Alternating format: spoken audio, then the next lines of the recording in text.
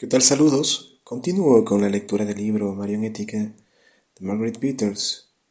Estoy compartiendo el segundo capítulo titulado Revolución Cultural Mundial, Posmodernidad y Nueva Ética Mundial. Si no escuchaste los episodios anteriores, pues bueno, los puedes encontrar acá mismo en este podcast. El día de hoy voy a compartir ya la última parte de este segundo capítulo que se titula La reconstrucción. Tras la deconstrucción viene la reconstrucción. La deconstrucción posmoderna del orden occidental y de las tradiciones ha creado un vacío en la civilización mundial emergente. La reconstrucción ha sido un ejercicio constructivista. Como ya lo hemos visto, su punto de partida no es la realidad, la naturaleza, la tradición democrática, el orden moral, la revelación divina, lo que es. Se basa más bien en las opciones virtuales, cambiantes y arbitrarias de los grupos e individuos. El nuevo orden mundial se asienta, pues, sobre arenas movedizas. Sin embargo, el poder de la cultura lo convierte en imperativo. El proceso de deconstrucción no ha destruido sino desestabilizado la estructura de los antiguos paradigmas. El ejercicio constructivista facilita el paso de los antiguos a los nuevos paradigmas a través de un proceso de integración holística de los nuevos componentes, siendo estos las distintas opciones arbitrarias individuales, con los conceptos tradicionales que no desaparecen sino que se transforman desde dentro. Este proceso de integración desemboca en la formación de un nuevo paradigma totalmente inclusivo, entre muchas comillas. Así, todos los paradigmas de la nueva ética, sin excepción, se presentan como holísticos. El proceso holístico. El holismo implica la existencia de una pluralidad de componentes y de una configuración unificadora. El principio normativo de la libertad de elección da a los paradigmas posmodernos y a la nueva ética una configuración unificadora común. Cuando un componente se integra en un nuevo paradigma, las normas posmodernas deconstruyen y transforman su identidad. El proceso de integración es transformador, no es neutro. Analicemos las etapas del proceso holístico, tomando el ejemplo de la gobernanza, un paradigma posmoderno.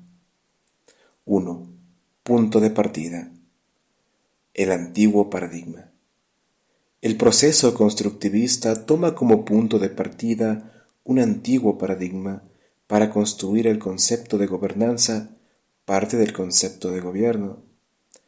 Presupone la desestabilización de lo que constituía la identidad del gobierno, su autoridad, su función de servicio, representación de los ciudadanos, los valores comunes de las naciones, el contrato social.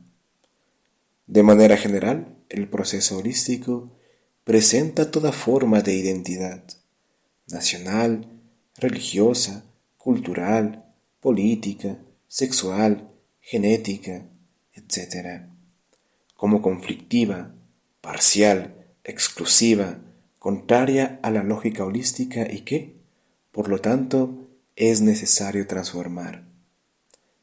Se organiza entonces una propaganda progresista que trata de demostrar que el concepto de gobierno no se adapta a la nueva situación del mundo y que no responde ya plenamente a las necesidades de la era de la globalización. Debe ser revisado y completado. 2. Ampliación por la integración de nuevos elementos. El proceso se centra en los componentes que desea integrar al nuevo paradigma. Se cantan las alabanzas del movimiento de la sociedad civil, o sea, las ONGs, que permite revivificar la democracia agotada y humanizar la globalización controlando el mercado. La buena gobernanza incluye, además del gobierno, la sociedad civil, o sea, las ONGs, y el sector privado.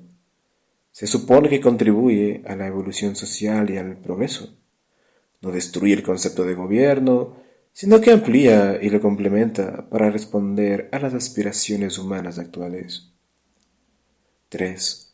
Redistribución del poder a las minorías. El proceso de integración holística es una estrategia de redistribución del poder hacia minorías activistas, feministas, poblaciones indígenas, prostitución, niños y adolescentes, humanistas ateos, pacifistas entre comillas, ecologistas o falsos ecologistas. La nueva gobernanza les permite adquirir una influencia creciente en la toma de decisiones a los niveles internacional, regional, nacional y local. Las minorías se presentan como categorías políticas marginadas, oprimidas o excluidas. La redistribución del poder a las minorías es un principio de acción de la buena gobernanza. 4. Equilibrio, balance. El proceso constructivista pretende establecer un equilibrio entre los componentes antiguos y los nuevos. Al final del proceso, idealmente, los nuevos deberían tener el mismo peso que los antiguos. El proceso holístico pone lo minoritario en pie de igualdad con lo mayoritario.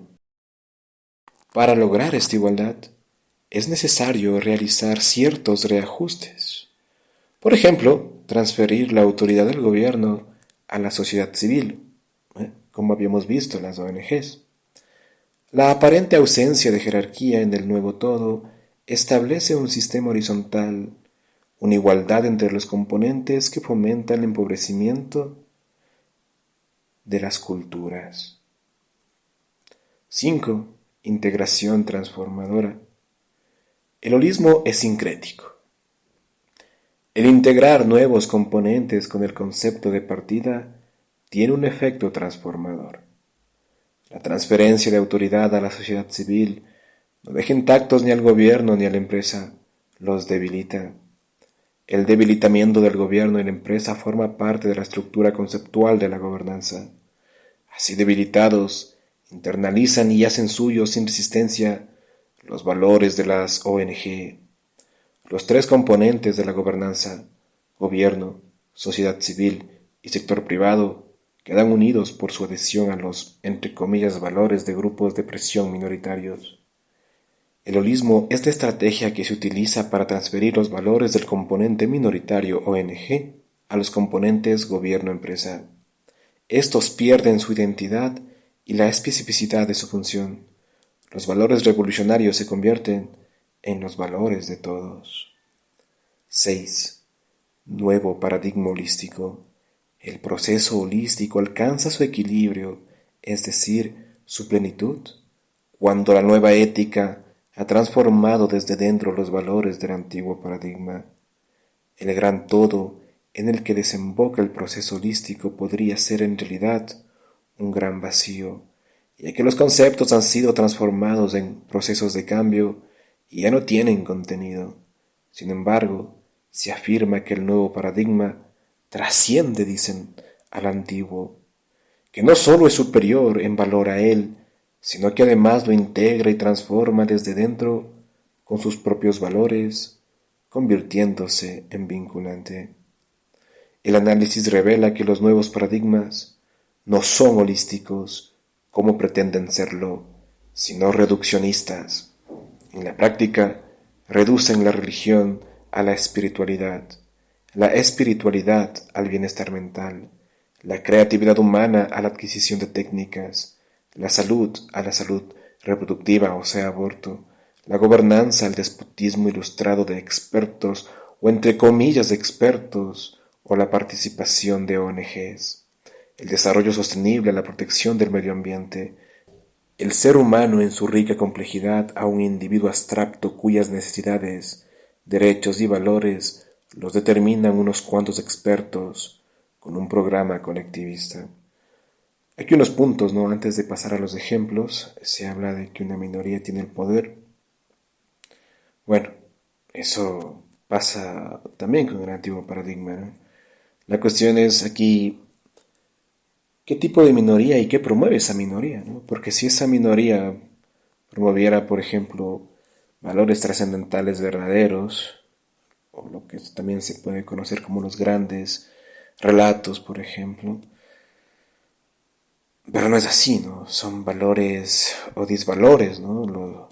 Incluso llevándolo un poco a las películas como los antihéroes, ¿no? Entonces ya no es el héroe el que es el bien, la persona a la que debes seguir, sino el antihéroe, como podría ser Deadpool, por ejemplo, ¿no?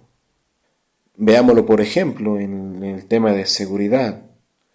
Las ONGs ya tienen mayor poder que los gobiernos, en caso de que quisieran ejercer la ley sobre la delincuencia, no pueden porque las ONGs no te permiten, te limitan tu poder e incluso te van a seguir juicios si vos intentas controlar la delincuencia. Así, con todas estas estupideces, nuestros países están cayendo en manos de la delincuencia, no solo por la corrupción, que es inherente a cualquier sistema, sino que muchos jueces ya están totalmente ideologizados y creen que los delincuentes son las víctimas. ¿Ya? Es un tema realmente complejo que destruye a toda la sociedad. Los paradigmas de la posmodernidad se presentan como más amplios y más inclusivos que los de la modernidad. Los agentes de transformación cultural confieren al holismo un valor añadido. Según ellos, la ética mundial es superior a los valores tradicionales o universales. Demos algunos ejemplos. El desarrollo sostenible, dicen, integra tres parámetros: el crecimiento económico, paradigma tradicional del desarrollo, la equidad social y la protección del medio ambiente. El desarrollo sostenible trasciende el crecimiento económico después de haberlo desestabilizado. Bueno, está de más decirlo que esto no han logrado, estamos cada vez más pobres. La cultura de la diversidad celebra todas las culturas, ampliando la cultura occidental e integra en ella a todas las demás culturas. La diversidad cultural disuelve la identidad de la civilización occidental y de las culturas y las trasciende. La familia en todas sus formas, dice. Además de la familia, aquí dice familia tradicional, pero es la única familia que existe y puede existir. Incluye las familias monoparentales, dice, las familias reconstruidas, las uniones de homosexuales, la familia en todas sus formas deconstruye la familia tradicional y se sitúa por encima de ella. Se habla mucho, ¿no?, de un ataque a la familia que ya se lo ha venido haciendo hace rato. Hace rato ya vienen las familias monoparentales. Muchísimos niños en las escuelas ya no tienen padre. No se sabe dónde estará, quién será. Y hace tiempos veía una conferencia de unos homosexuales en Brasil y decía, nos acusan de querer destruir la familia y algunos lo niegan, decía, pero no, no lo nieguen, eso es verdad. A pesar de que existen personas que creen que esto no es falso, no una teoría conspirativa. La cultura universal de derechos incorpora tanto los derechos reconocidos de la Declaración Universal de 1948 y los distintos tratados de derechos humanos como los nuevos derechos forjados por los agentes de la Revolución Cultural Occidental y subordinados no, no ya a valores trascendentales, sino al derecho de elegir. La cultura universal de derechos deconstruye y trasciende el concepto de universalidad. Ojalá se incluyeran los derechos de 1948, ¿no? Eso es totalmente falso. Esos quedan relegados. De hecho, un chileno llamado Ramón Freire hablaba sobre los derechos originales de 1948 y más bien ese video era censurado. La salud, dice, se define como un estado completo de bienestar físico, mental, social y espiritual, no solo como ausencia de enfermedad o discapacidad. La salud trasciende el estado de ausencia de enfermedad. Con este concepto ya nadie está sano. De hecho, este concepto, la primera vez que lo leía, lo encontré en el libro Engaño y daño del transhumanismo, ¿no? Entonces, y aparte que es un negocio redondo, ¿no? Con todo esto, siempre vas a estar enfermo. Entonces necesitas medicarte o asistir al psicólogo. y es un círculo vicioso. La cultura de la paz. La paz sería no solo lo propio de una situación marcada por la ausencia de conflicto, sino una cultura en la que se transmiten los nuevos valores posmodernos. Tolerancia, lo cual es falso, solidaridad, educación centrada en los derechos de participación, equidad entre sexos, que es falso, salud reproductiva, que es falso. Todo es falso en esto, ¿no? La cultura de la paz trasciende la ausencia de conflicto. Igual vemos, ¿no?, que los promotores de, en teoría, ¿cómo le podríamos decir? Esta cultura, ¿no? Vemos que esto es falso, ¿no? Vemos como a uno de los que promueve esto, Obama, por ejemplo, le dieron el Premio Nobel de la Paz cuando el tipo destruyó Libia. La calidad de vida es un estado de armonía total para todos que incluye tanto el bienestar individual como el respeto colectivo del medio ambiente, una sociedad equitativa, la autonomía de las mujeres y niños, de aquí hablamos de la pedofilia entonces, el acceso a todas las opciones, el poder sobre nuestra propia vida, lo que es falso, si no pregúntese a usted cuando no pues, se ponía un experimento, ¿ya?, con el COVID-19, pues perdía todos los derechos, ¿no?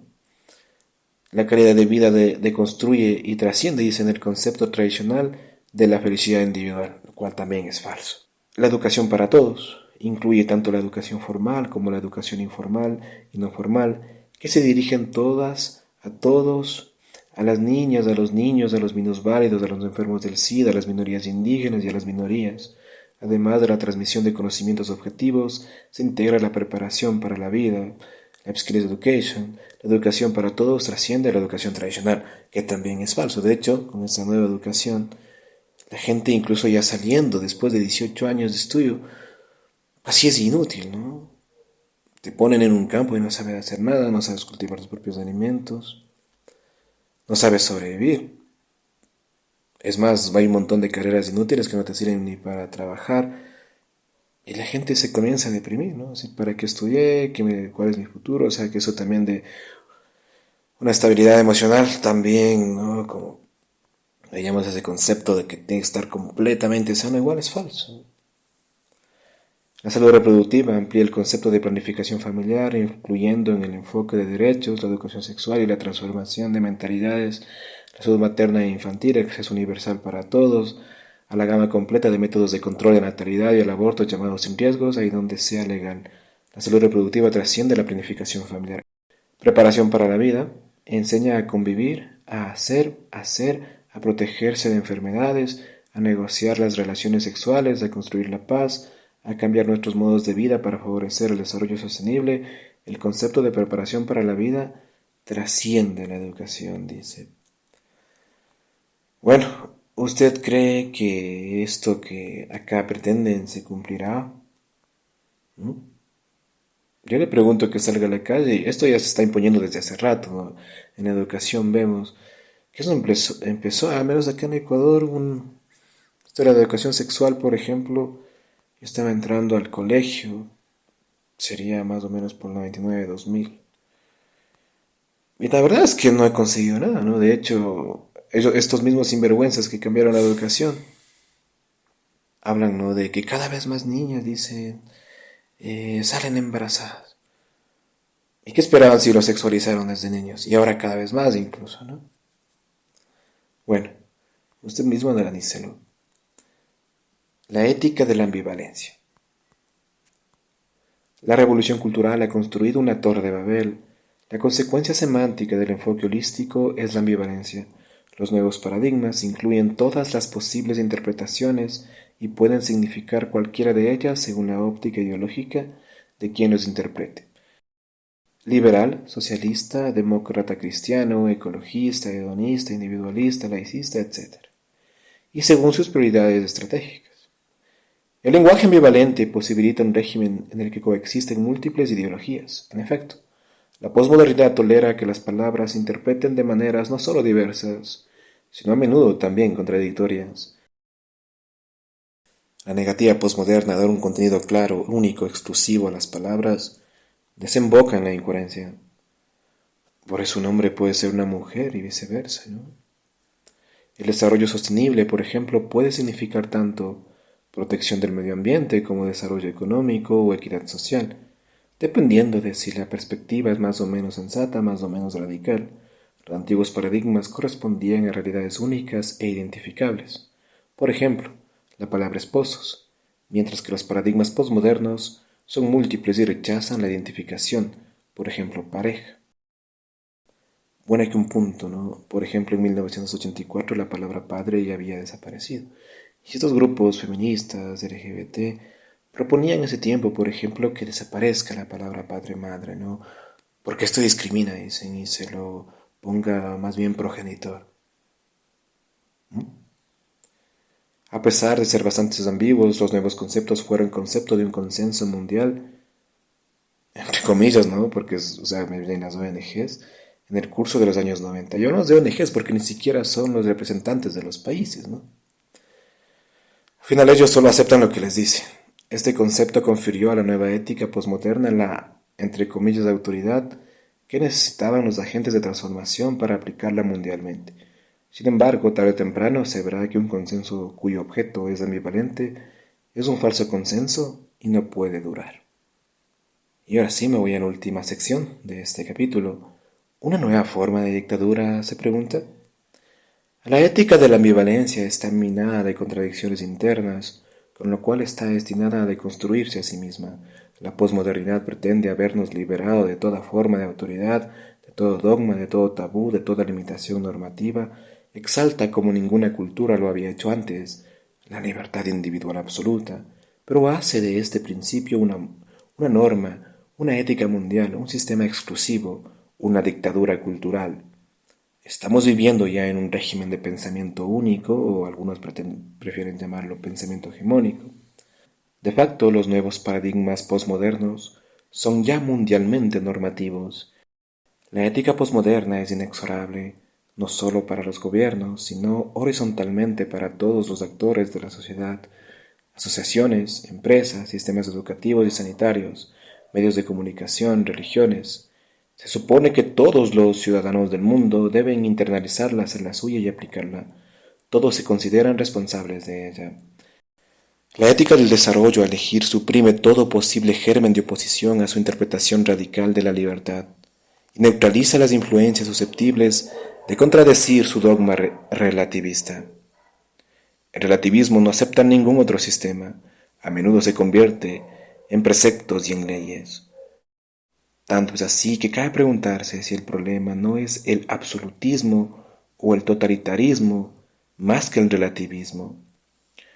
Una única opción, la cultura del derecho a elegir, no nos deja otra opción que la de aplicar sus propias normas y valores. El acceso universal a todas las opciones significa en realidad que se impone a todos la opción de los nuevos paradigmas. Voy a repetir eso, ¿no?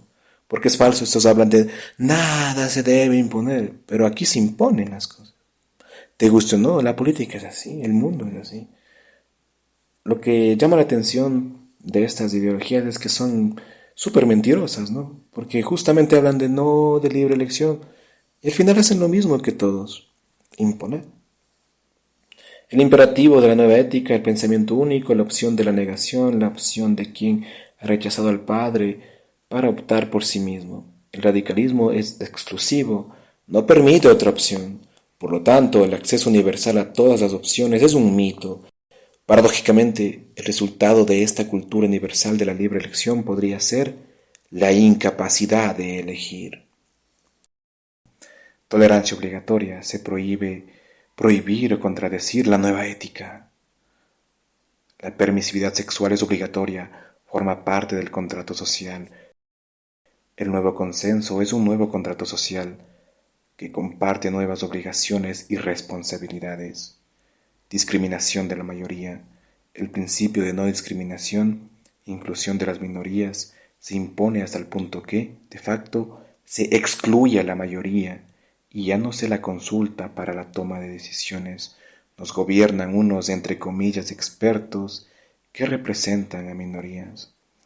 Con esto del COVID aparecieron ya un montón de expertos, ¿no? Más de los que ya habían.